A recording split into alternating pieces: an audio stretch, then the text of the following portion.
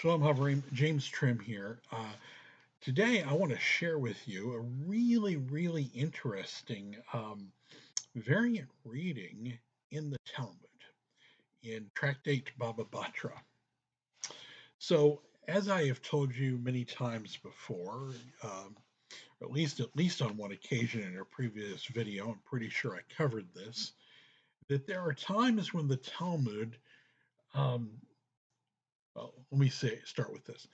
There are people that will object to the oral transmission of the Talmud and give the example of um, the game called telephone, or when I was a child, we called it gossip, where one person whispers in the other person's ear something in a circle, and it comes back around to the original person, and it's something completely different. Um, this is really not a valid comparison for the oral Torah because the oral Torah wasn't just something that was one time whispered in an ear. It was repeated over and over and over again. It was memorized, and it was formulatic. In other words, the oral Torah uh, Mishnot were laid out in formulatic phrases that were intentionally easy to remember. And they weren't just memorized. In most cases, they were practices. So it wasn't just that a person had to memorize it, they also had to live it. Uh, so there was a great deal of what a checksum, if you will, to verify that the material was being passed correctly.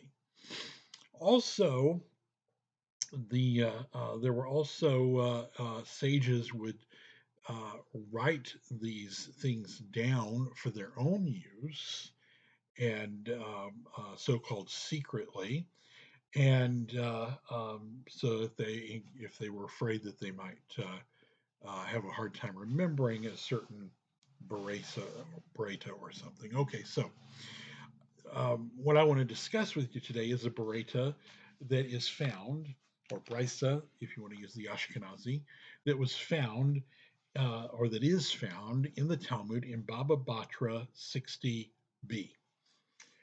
Uh, and I'm going to read here from the Sonsino version in English.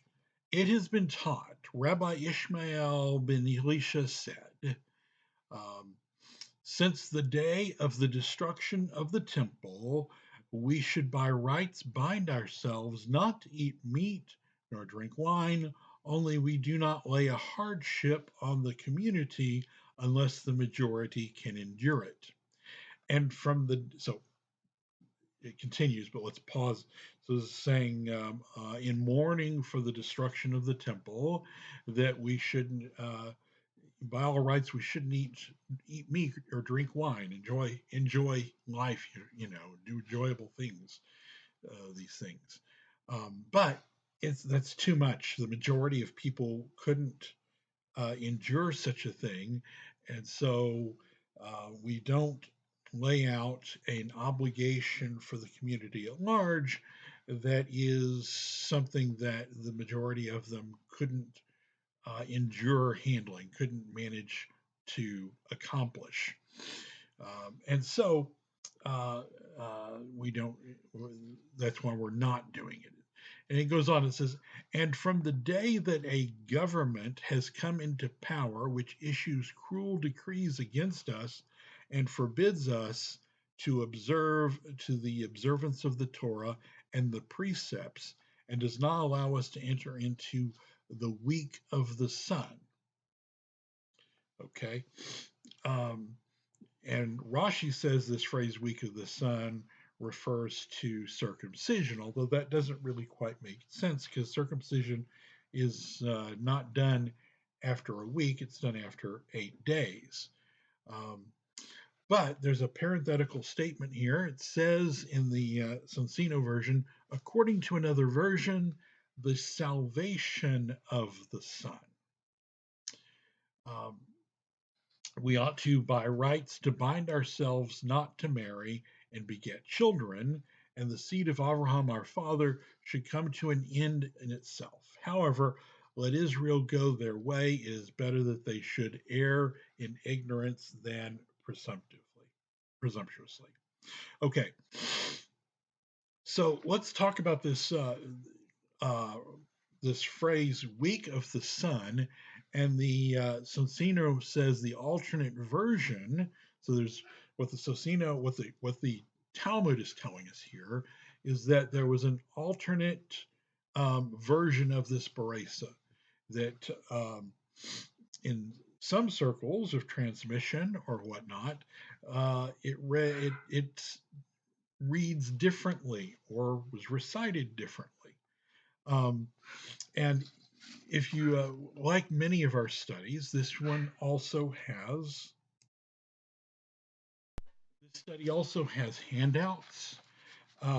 Rather than make a handout for this study alone, I actually have a handout that's for the next video that I'll be making, which will make use of this material, but will connect it in more in depth to uh, understanding First Corinthians chapter 7.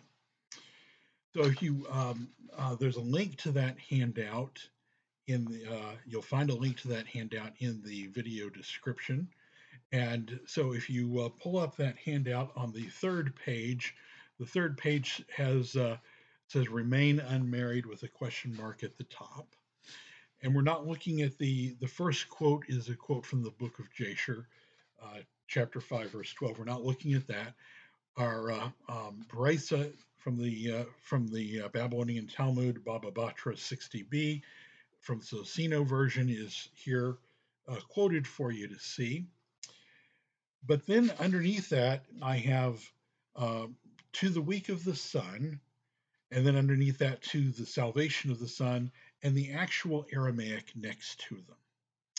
And you'll notice when you look at the Aramaic and you compare it to the Hebrew, the first thing that you'll notice is that they are very similar in appearance. In fact, there's an additional yud in salvation of the sun, and there's there's the absence of a bait and the addition of a yud. A yud is a very small letter. Um, so you'll see to the week of the sun is Lamed Shin Beit Ayin Vav. I'm sorry, Lamed Shin Beit Vav Ayin, and then Habain, the sun. But the salvation of the sun, or to the salvation of the sun, is Lamed Yud Beit. I'm sorry, Lamed Yud Shin Vav Ayin. So very, very similar in appearance.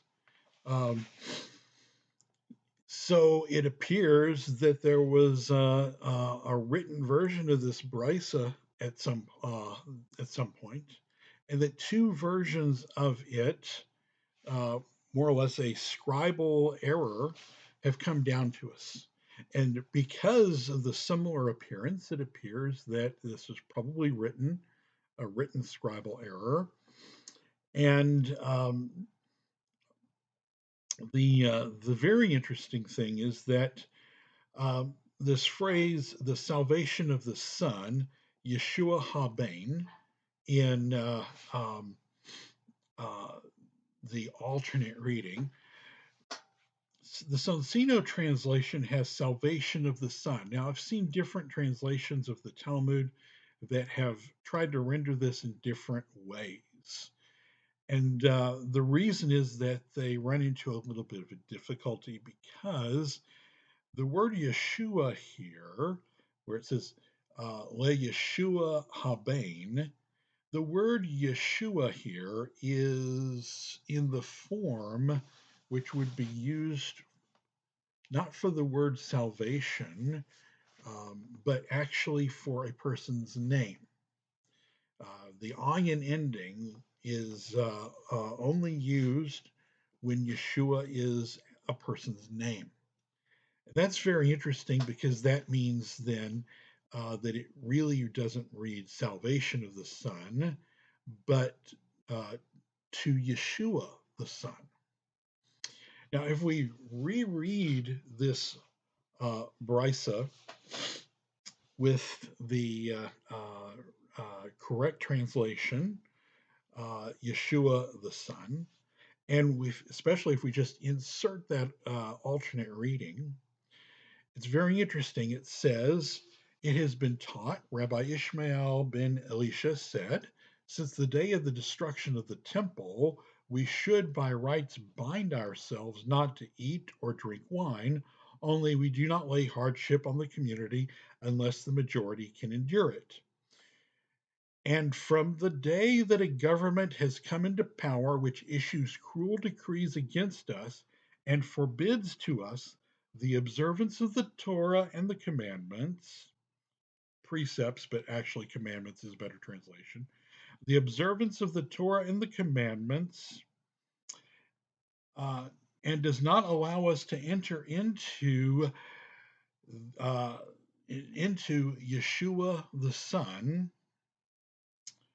we ought by rights to bind ourselves not to marry and beget children, and the seed of Abraham our father would come to an end itself, and so on. Now, so what this is saying, if we take this alternate ending in the or alternate phrase in the Talmud, what this is saying is that this government, the Roman Empire, uh, after the destruction of the temple, uh, probably referring sometime after that to the Hadrian Decree, um, that the Roman Empire uh, became oppressive and was preventing Jewish people from observing the Torah and the commandments and from entering into Yeshua the Son.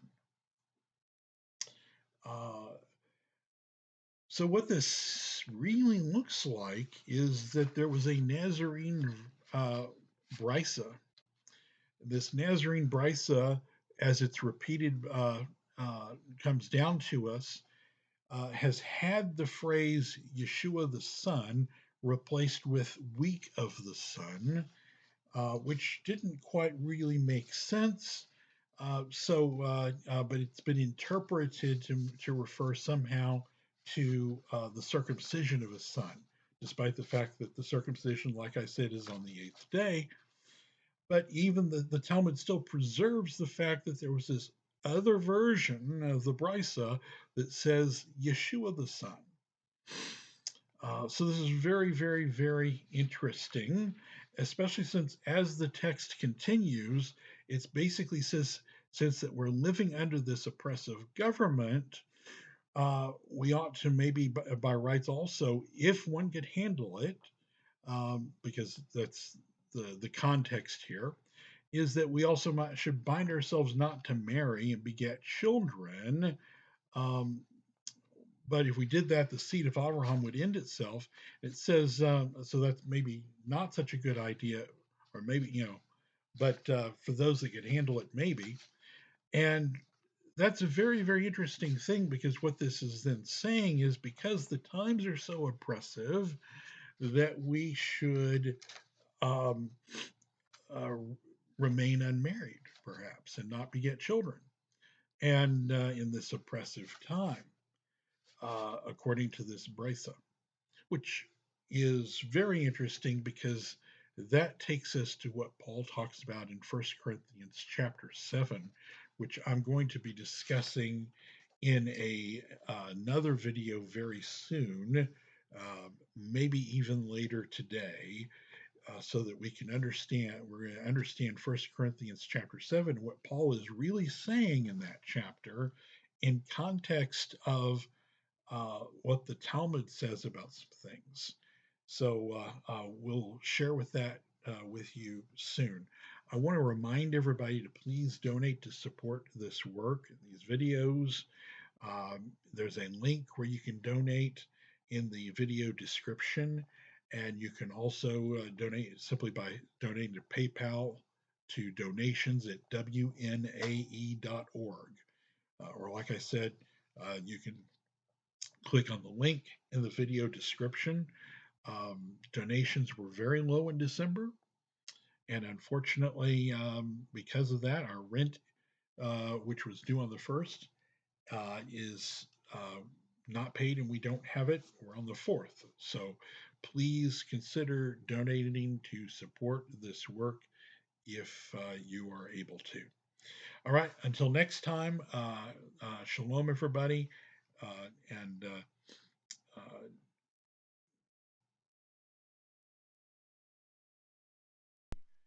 may the Lord bless and keep you and shine his face upon you and grant you peace. Shalom, shalom.